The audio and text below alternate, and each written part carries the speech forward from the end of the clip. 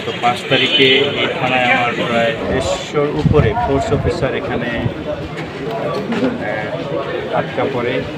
চারপাশে অনেক হাজার লোক করে থানায় প্রবেশ করতে চায়। এক পর্যায়ে তারা থানার গেট ভেঙে ভিতরে প্রবেশ করে।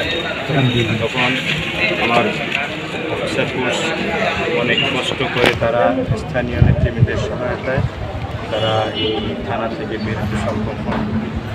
এরপর পরই থানায় একটা ধ্বংসযজ্ঞ চালানো হয়। অসংখ্য দুষ্কৃতিকারী থানার ভিতরে প্রবেশ করে।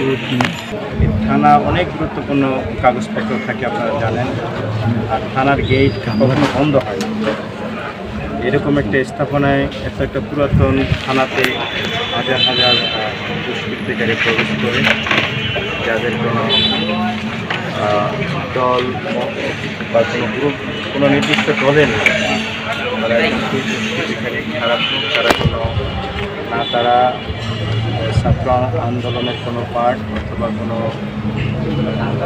রাজনৈতিক দলের কোনো পার্ট, দুষ্কৃতিকারী।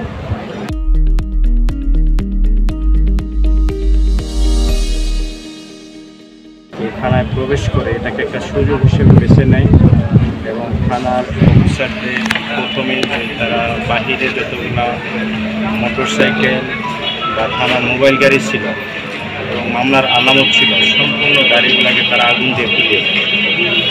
এরপরে তারা থানার কম্পাউন্ডের ভিতরে ঢুকে সকল অফিসারদের অফিস রুমগুলা ভেঙে তছনছ করে দেয় এবং যত সরকারি ডকুমেন্ট, মামলার আলামত, সফট কপি, হার্ড কপি, সমস্ত আলামতগুলো তারা পুরে ছাই করে দেয়।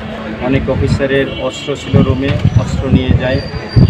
দোকান থেকে অস্ত্রাগার থেকে অস্ত্র লুট করে নিয়ে যায়। কিছু অস্ত্র ভেঙে পুড়িয়ে দেয়, কিছু অস্ত্র তারা ছিনিয়ে নিয়ে যায়। আমরা সবাই সহযোগিতা কামনা করি যে এই শহরের, এই জেলার শৃঙ্খলা রক্ষার জন্য, আমরা আমাদের কাজে ফিরে আসার জন্য আমরা তাদের সহযোগিতা কামনা করি। প্রত্যেকটা রাজনৈতিক নেতৃবৃন্দ আমাদেরকে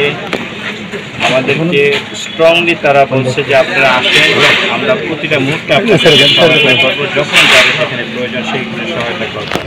এবং তারা তাদের কথা এবং কাজের সাথে একই রকম ব্যবহার করে।